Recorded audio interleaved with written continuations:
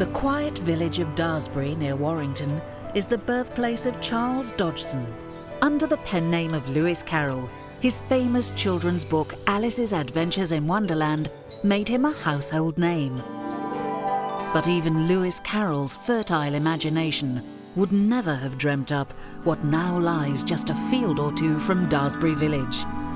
Sitting beneath a giant experimental tower in the Daresbury laboratory is a particle accelerator named after Lewis Carroll's heroine, and is one of the most extraordinary machines ever devised.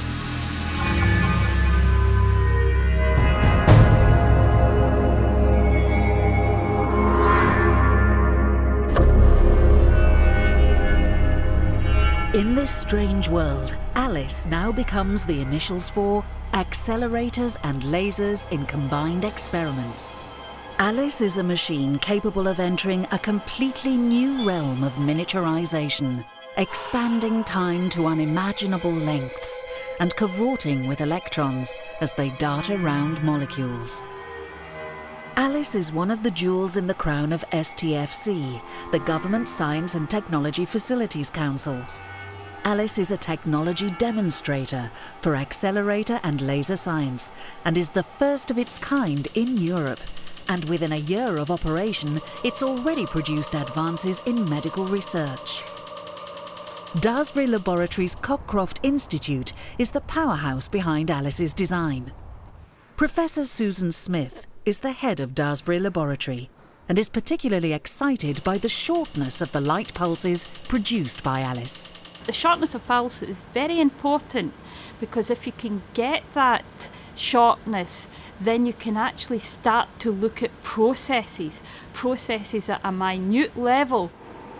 One of the team working for a decade to perfect the shortness and intensity of the light pulses is Dr. Lee Jones. Well, in a chemical reaction, the dynamics are taking place on a femtosecond timescale. So this is extremely short, very, very, very rapid dynamics. We're looking at what we call 500 femtoseconds. If you consider the speed of light, this is the time it takes light to cross a hair.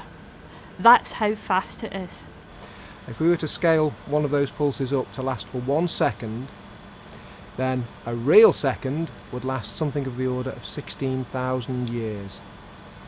But this astonishing ability to flash the briefest moments of time is only half the battle. Taking still shots can be quite clear, but it tells you nothing about how things work. If you start to take movies, then you start to understand processes. This principle is well illustrated by the mystery of how a horse gallops. Before the invention of the movie camera, this is how it was depicted: legs out the front and legs out the back. The moment the first movie was taken, the subtleties of the action became apparent. The elegance and the dynamicism of the muscular movements of horses was truly revealed. And that's a sort of revelation that can be seen as you dilate and slow down time, and that is what Alice is at the forefront of. This is a simulation of the pump-probe process, which is the source of Alice's movies. A sample, say, of a prospective new semiconductor for improving solar panels is the target. A flash of light from a laser is fired at it. This is the pump. It's absorbed by the sample's electrons, which enter an excited state. A moment later, the excited sample is hit by photons from Alice's accelerator ring. This is the probe.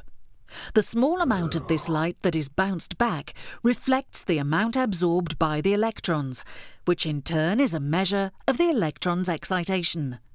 The pump residual light enters a detector, which measures its intensity. By changing in 500 femtosecond steps the arrival time of the probe photons, a movie of the probe's residue intensity is created. And it's these blips that are recognized by physicists as characteristic of particular electron movements. So how does the Alice accelerator ring, recreated here in virtual reality, actually work? A cathode is flashed by a precisely timed green laser, and tightly packed bunches of electrons set off in an acceleration lane, firstly through an 8 million volt booster and then through a series of bending dipoles. Here they're coloured blue, and a series of focusing electromagnets.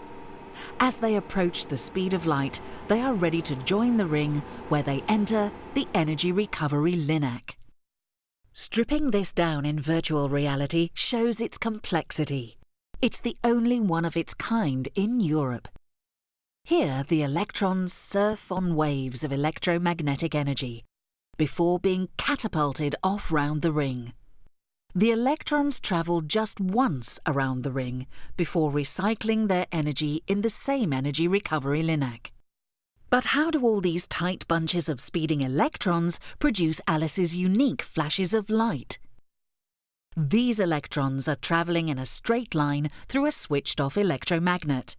When it's switched on, the magnetic field forces the electrons to bend. It's a fact of nature that forcing electrons to change direction causes them to dump some of their energy as photons of light. And if that's not enough, the electrons are forced to slalom round a whole row of magnets. We make them wiggle. We put them through a wiggler. And as they wiggle, they undergo an acceleration, a quick change of direction. And this creates, through relativistic processes, a short pulse of light. This is known as synchrotron radiation, is the technical term, but if you want a simple analogy, simply the beam shines. Alice is now up and running and has already received its first scientists anxious to use Alice and its wiggler, called a free electron laser, not only for its brevity of pulses, but also for its ability to produce infrared radiation.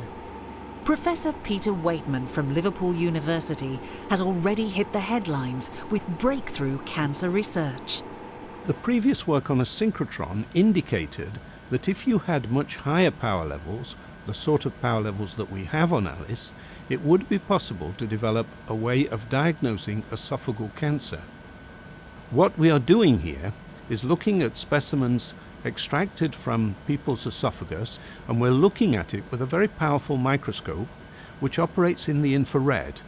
And this only works because we have a very powerful infrared free electron laser. And it's the tunable, minute accuracy of this laser's output that enables the making of chemical maps of the material inside a cell's nucleus. Showing up in red here is this cancerous cell's distended DNA, revealed by absorbing a precise infrared wavelength. This benign cell shows a normal, healthy amount of DNA. Terahertz radiation is increasingly being used for security at ports of entry. Here it penetrates a lorry's side wrap to reveal concealed cars. As plans to expose humans to this radiation are being contemplated, Professor Waitman is using Alice's ability to produce such radiation at ultra-powerful levels to investigate its properties. Terahertz is very penetrating radiation. It can pass through brick walls, clothing.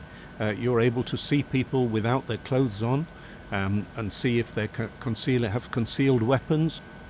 And the first aim of our research program is to establish the safe level of human exposure to terahertz radiation. We can irradiate live cells and check whether this radiation is doing any damage to those cells. Alice has enormous potential for research in a large number of fields. It can be used to work on solar cells, photovoltaics.